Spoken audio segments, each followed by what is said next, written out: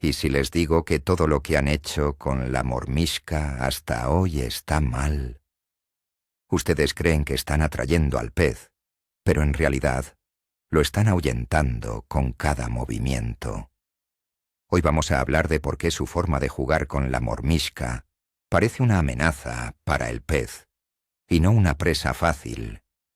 Quédense, porque al final de este video entenderán esa verdad incómoda que diferencia al que pesca del que solo moja el cebo. Les revelaré el error fundamental que el 99% comete. Un error que no está en el equipo, sino en sus manos.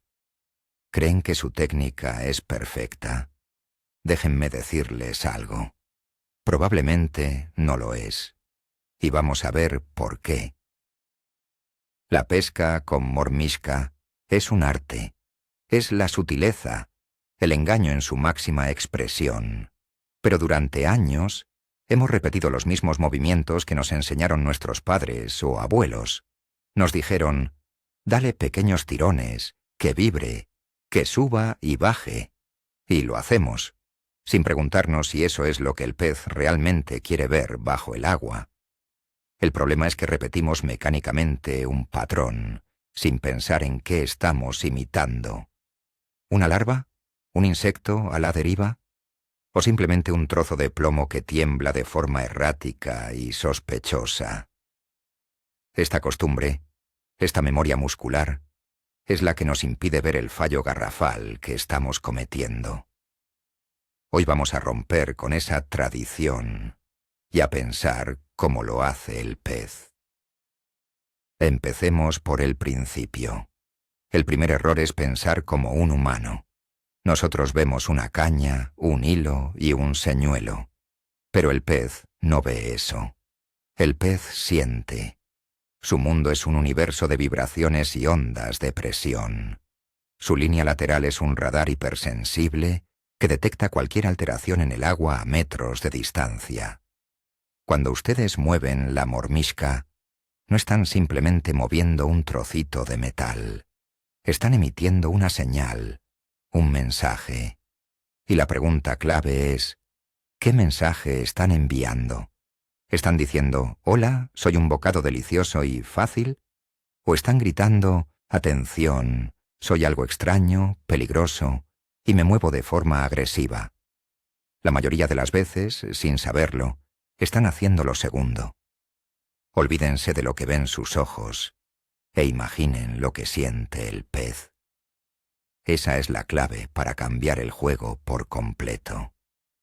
Cada temblor de su mano es una palabra en el lenguaje del pez. Asegúrense de que están diciendo lo correcto. Hablemos ahora del error más común, la alta frecuencia, el famoso tembleque. Muchos pescadores creen que cuanto más rápido vibre la mormisca, más atractiva será. La mueven con una vibración tan rápida y constante que parece que les está dando un ataque de nervios en la mano. Imaginen esto desde la perspectiva del pez. ¿Qué criatura en la naturaleza se mueve así? Ninguna. Un insecto o una larva se mueve de forma suave, con pausas, dejándose llevar. Un movimiento de alta frecuencia constante es una señal de estrés extremo, de algo que está mal. Es como si un animal tuviera una convulsión. Para un pez precavido, especialmente en invierno cuando su metabolismo es lento, esto no es una invitación a comer, es una alarma. Es un comportamiento errático que grita peligro o enfermedad. Dejen de intentar que la mormisca tenga un ataque epiléptico. La sutileza y la naturalidad siempre ganarán a la velocidad sin sentido. Otro clásico movimiento desastroso es el que yo llamo el diente de sierra. Es ese movimiento de subir y bajar la mormisca de forma constante y rítmica, creando un patrón perfectamente predecible. Sube 10 centímetros, baja 10 centímetros. Sube, baja, baja. De nuevo, pregúntense, ¿qué estamos imitando con esto? ¿Un ascensor para plancton? Nada en la naturaleza se mueve con esa regularidad mecánica.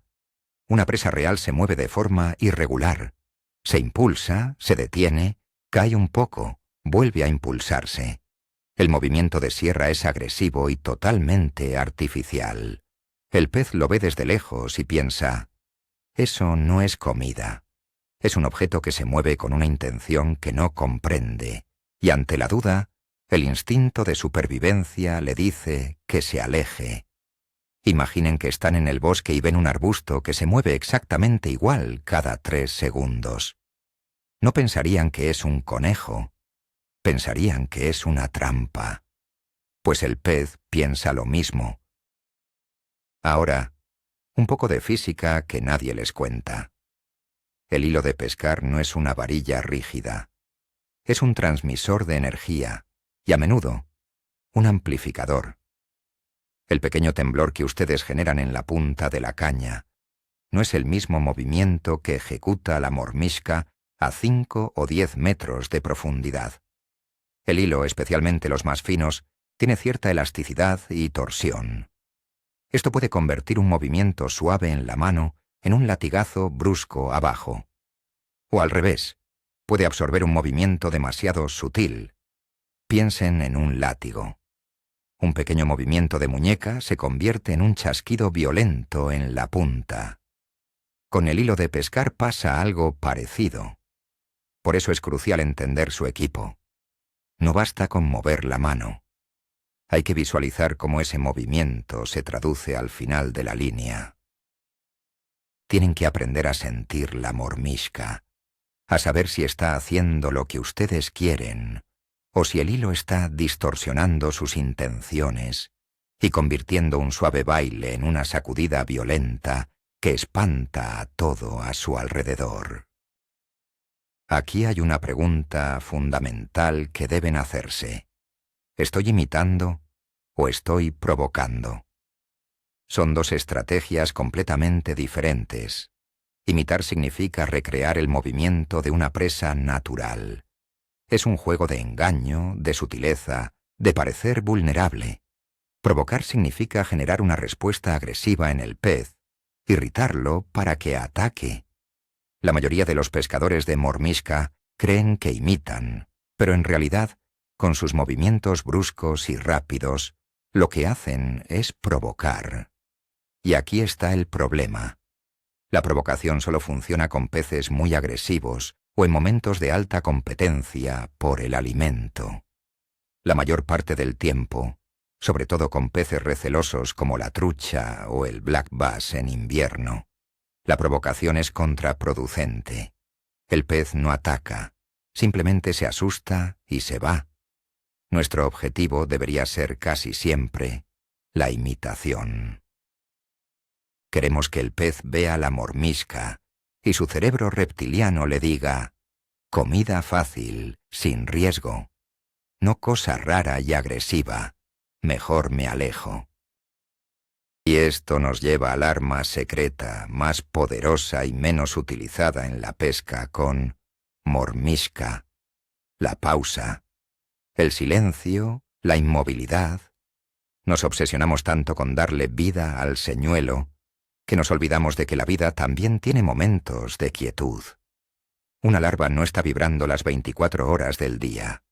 Se mueve y luego se detiene. Flota y luego se queda quieta. Esa pausa es, en muchos casos, el verdadero gatillo de la picada. ¿Por qué? Porque un animal quieto es un animal vulnerable. Es el momento perfecto para que el depredador ataque sin gastar energía. Cuando ustedes mueven la mormisca, el pez la detecta y se acerca a investigar. Pero a menudo, el ataque se produce en el segundo en que dejan de moverla. La mormisca se detiene, se queda suspendida, y es en ese instante de máxima vulnerabilidad cuando el pez decide atacar. Si nunca hacen pausas, si están en constante movimiento, no le dan al pez esa ventana de oportunidad para atacar con confianza. La tensión del hilo es otro factor crítico que muchos ignoran. Pescan con el hilo completamente tenso, como la cuerda de una guitarra. Creen que así notarán mejor la picada. Y es cierto, se nota más, pero un hilo demasiado tenso transmite las vibraciones de una forma muy seca y artificial. Cada mínimo temblor de la mano se convierte en una sacudida dura y antinatural en la mormishka. Por otro lado, un hilo demasiado flojo, con mucha comba, es un desastre. No transmite ningún movimiento sutil y, para cuando queremos clavar, hemos perdido segundos preciosos. El secreto está en encontrar el punto justo de contacto. Una tensión mínima que nos permita sentir lo que pasa abajo, pero que le dé a la mormishka la libertad de moverse con naturalidad, de caer suavemente, de tener esa pequeña holgura que la hace parecer un ser vivo y no un títere manejado con alambres. Imaginen que llevan a un perro con una correa. Si la llevan tensa, el perro se mueve a tirones. Si la llevan suelta, puede moverse con más naturalidad. Hablemos del peso del amor mishka. Es una decisión mucho más importante de lo que parece. Un error muy frecuente es usar una mormishka demasiado pesada para la profundidad o el hilo que estamos usando. ¿El resultado? La mormishka no baila. Se desploma. Cae como una piedra, sin ninguna sutileza. Cada vez que la subimos un poco y la dejamos caer, se hunde de forma violenta. Eso no es natural. Una ninfa o una larva tiene una flotabilidad casi neutra. Cae muy lentamente. Por el contrario, una mormishka demasiado ligera es incontrolable.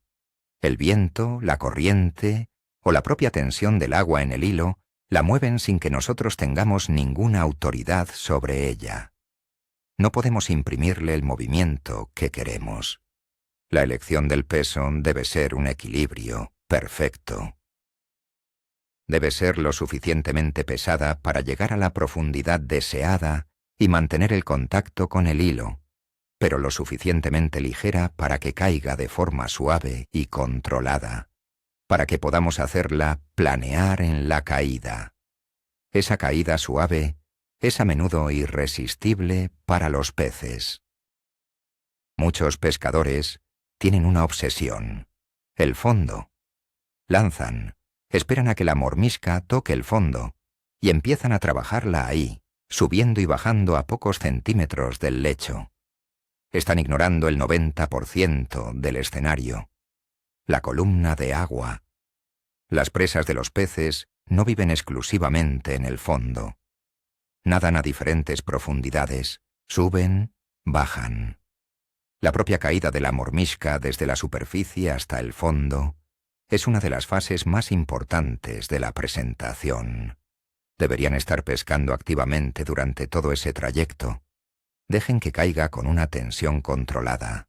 Hagan pausas en la caída. Denle pequeños toques mientras desciende. Muchísimas picadas se producen a media agua, cuando el pez ve ese pequeño bocado descendiendo de forma vulnerable. Si solo se concentran en el fondo, están perdiendo una cantidad enorme de oportunidades. Piensen en el agua como un edificio de varios pisos, no solo como una planta baja.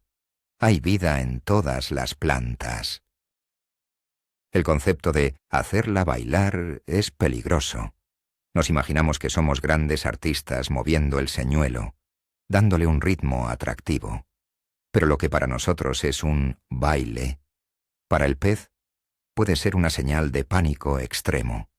Un movimiento rítmico, rápido y con mucha amplitud no se parece al nado de una criatura sana. Se parece más al de un ser envenenado, enfermo o en pánico. Y aunque a veces un depredador puede atacar a una presa fácil y herida, un movimiento tan exagerado y predecible a menudo genera sospecha. El pez se acerca, lo mira, y su instinto le dice que algo no cuadra.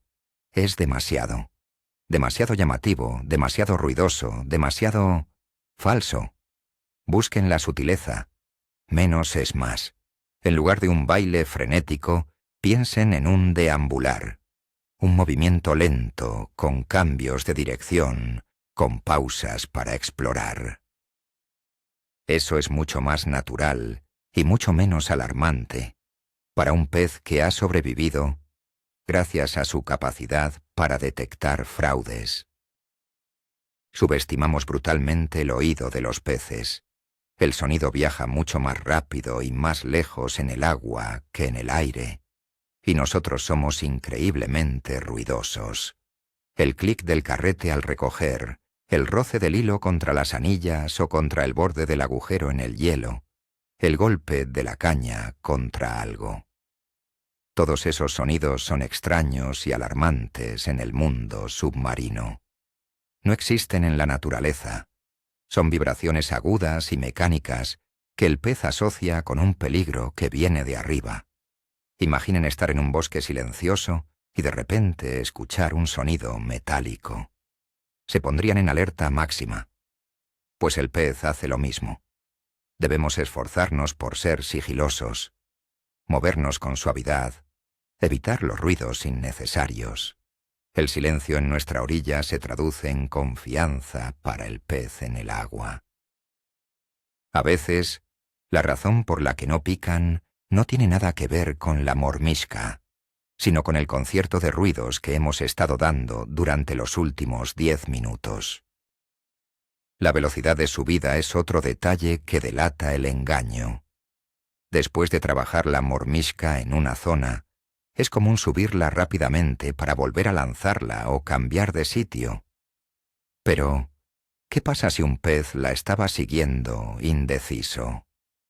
Si de repente ve que esa posible presa sale disparada hacia la superficie a una velocidad imposible para una larva, la sospecha se convierte en certeza. Eso no es comida, es una trampa. El engaño se ha roto. Incluso la subida debe ser parte de la presentación. Levanten la mormisca lentamente, con pausas. A veces, ese movimiento de huida lenta y vertical es el que finalmente provoca el ataque. El pez piensa que la presa se le escapa y se decide a morder. Una subida rápida es como si un actor en medio de una obra de teatro de repente mirase a la cámara y saludase. Rompe por completo la ilusión. No dejen de actuar hasta que la mormisca esté fuera del agua. La falta de variación es el sello distintivo de un robot, no de un ser vivo. Si ustedes hacen exactamente el mismo movimiento de subida y bajada, con la misma frecuencia y la misma amplitud, durante 5 minutos seguidos, están siendo predecibles. Y la naturaleza rara vez es predecible. Un ser vivo es errático, por definición. Se mueve, se para, acelera un poco, gira, cae. Su juego con la mormisca debe reflejar esa aleatoriedad natural. Hagan una serie de vibraciones suaves, luego una pausa larga. Después, un par de levantamientos lentos y una caída controlada. Luego, dejen la mormisca completamente quieta en el fondo durante 10 segundos. Sorprendan al pez. Rompan el patrón. La monotonía aburre al pez, o peor aún, le hace sospechar. Imaginen que están viendo a una mosca. Si se mueve de forma natural, no le prestan atención. Si se moviera en un cuadrado perfecto, pensarían que es un dron. La variación es la clave para parecer real. Pocos pescadores piensan en esto, pero el ángulo del sedal al entrar en el agua tiene un impacto enorme en la acción de la mormisca. No es lo mismo pescar justo debajo de la punta de la caña, con el hilo perfectamente vertical, que pescar a cierta distancia, con el hilo en diagonal. Con un hilo vertical, cada movimiento de la muñeca se traduce en una subida y bajada más directa. Pero con un hilo en ángulo, el movimiento se descompone. Un tirón hacia arriba no solo levanta la mormisca, sino que también la arrastra ligeramente hacia ustedes. Esto crea un movimiento de péndulo, un arco, que puede ser muy natural y atractivo. Experimenten con diferentes ángulos. A veces, Alejar la punta de la caña del agujero o del punto de entrada en el agua puede cambiar por completo la presentación y darles un movimiento mucho más seductor que el simple y aburrido sube y baja vertical. Es un pequeño ajuste que puede marcar una gran diferencia en cómo el pez percibe el señuelo. El peor enemigo de un pescador de mormisca es su propia memoria muscular. Después de horas y horas, nuestra mano se acostumbra a un tipo de movimiento. Entramos en piloto automático. Empezamos a hacer ese tembleque de alta frecuencia o ese diente de sierra, sin ni siquiera pensarlo. Lo hacemos porque es cómodo, porque es lo que hemos hecho siempre. Este es un error terrible. Tenemos que luchar activamente contra esa memoria muscular. Ser conscientes de cada movimiento que hacemos. Forzarnos a cambiar. Si se dan cuenta de que llevan 5 minutos haciendo lo mismo, paren. Cambien la frecuencia, la amplitud, introduzcan pausas. Prueben a mover la mormisca solo con 2 dedos en lugar de con toda la muñeca para lograr más sutileza. Tienen que desaprender lo que su mano hace por instinto y empezar a moverla con intención, pensando en cada segundo qué es lo que quieren que la mormisca haga allá abajo. Es un ejercicio de concentración, no un movimiento mecánico. Vivimos en la era de los colores llamativos y los acabados brillantes, pero a veces tanto brillo es contraproducente. Una mormisca muy reflectante, combinada con un movimiento brusco y rápido, puede generar destellos de luz muy intensos bajo el agua. Para nosotros, eso parece atractivo. Para el pez, puede ser una señal de alarma. Piensen en las escamas de un pez asustado o herido. Brillan de una forma particular. Esos destellos pueden atraer a un depredador, sí, pero también pueden poner en alerta a otros peces de que algo va mal, de que hay un cazador cerca. Si el pez no está en modo de caza agresiva, esos flashes violentos pueden asustarlo. A veces, una mormisca de un color mate, de tungsteno oscuro, o de plomo sin pintar, que se mueve de forma sutil, es mucho más efectiva. Se presenta como un bocado discreto, no como una bola de discoteca que grita «¡Mírame!». El brillo debe ser una herramienta, no una obligación. Úsenlo con cabeza. Muchos pescadores añaden un cebo vivo a la mormisca, como un gusano de la cera o una larva, para aumentar su atractivo. Es una gran idea, pero a menudo se ejecuta mal. El error es pensar que el cebo vivo hará todo el trabajo. Le ponen el gusano y luego mueven la mormisca con la misma violencia de siempre. ¿Qué ocurre? El movimiento frenético y antinatural de la mormisca anula por completo el sutil y atractivo movimiento natural del gusano. La vibración de la larva se pierde en medio del caos que estamos creando. El objetivo debería ser la sinergia. El movimiento de la mormisca debe ser tan suave y sutil que complemente el movimiento del cebo vivo, no que lo eclipse. Piensen en la mormisca como el vehículo y en el gusano como el pasajero que saluda por la ventana.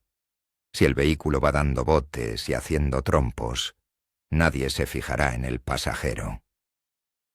Un movimiento lento y delicado permite que el pez se concentre en el olor y el contoneo natural del cebo vivo.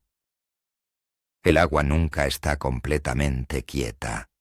Siempre hay microcorrientes, flujos sutiles que no vemos desde la superficie. Una larva o un insecto real no lucha contra estas corrientes. Se deja llevar por ellas. Deriva con ellas. Es parte de su camuflaje y de su forma de desplazarse sin gastar energía. El pescador promedio ignora por completo estas corrientes. Mantiene su hilo tenso y vertical, forzando a la mormisca a quedarse en un punto fijo, luchando de forma antinatural contra el flujo del agua. Esto es una bandera roja para el pez. Observen su hilo. Si se desplaza ligeramente, no luchen contra ello. Acompañen esa deriva. Dejen que la mormisca se mueva con la corriente de forma natural, dándole solo pequeños toques de vida. Usen la corriente a su favor en lugar de pelear contra ella. Convertirán su señuelo de un objeto estático y resistente a un ser vivo que fluye con su entorno, lo cual es infinitamente más convincente para un pez. La profundidad cambia las reglas del juego. El movimiento que ustedes hacen con la mano no produce el mismo efecto en la mormisca a 2 metros de profundidad que a 10. ¿Por qué? Por la elasticidad del hilo y la presión del agua. A mayor profundidad, hay más hilo en el agua. Más hilo significa más estiramiento. Un movimiento que a 2 metros es una sacudida clara. A 10 metros puede ser apenas una vibración suave porque el hilo absorbe parte de la energía. Además, la mayor presión del agua ofrece más resistencia al movimiento de la mormisca. Por lo tanto, no pueden usar la misma técnica en todas las profundidades. Tienen que adaptar la intensidad de su juego. En aguas poco profundas, los movimientos deben ser extremadamente sutiles y delicados. En aguas más profundas, pueden necesitar un poco más de amplitud para que el movimiento llegue efectivamente al señuelo. No es un juego de talla única. Es un diálogo constante con la profundidad. Y para terminar, la prueba definitiva, la que les abrirá los ojos para siempre. La prueba del acuario.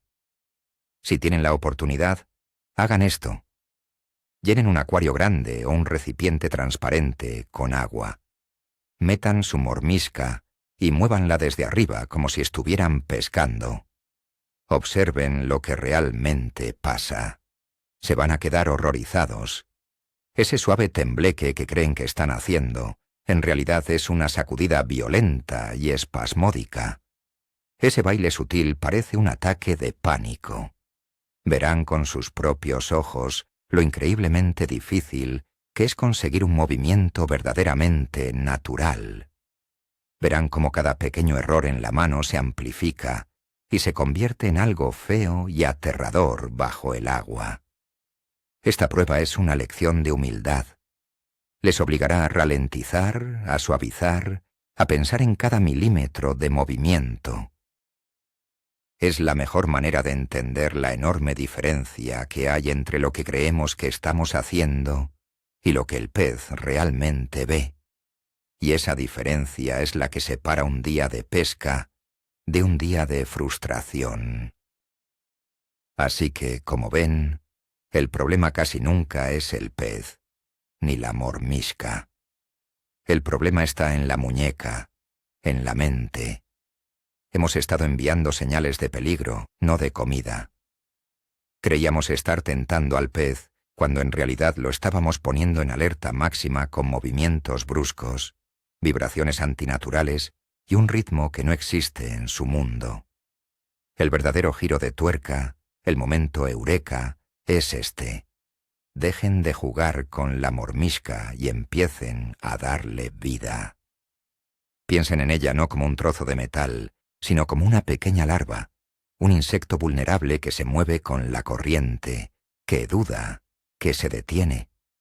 La pausa, esa inmovilidad casi total, es el arma más poderosa que tienen, porque es el momento de máxima vulnerabilidad para una presa y el momento de máxima confianza para el depredador.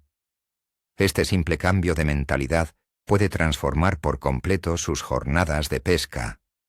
Gracias por acompañarnos en este análisis profundo. Espero que les haya volado la cabeza tanto como a mí la primera vez que lo entendí. Si les ha sido útil, revienten el botón de me gusta y suscríbanse para no perderse nada. Y ahora, la pregunta para el debate en los comentarios. ¿Cuál de estos 20 errores han estado cometiendo sin saberlo? Sean honestos. Nos leemos abajo.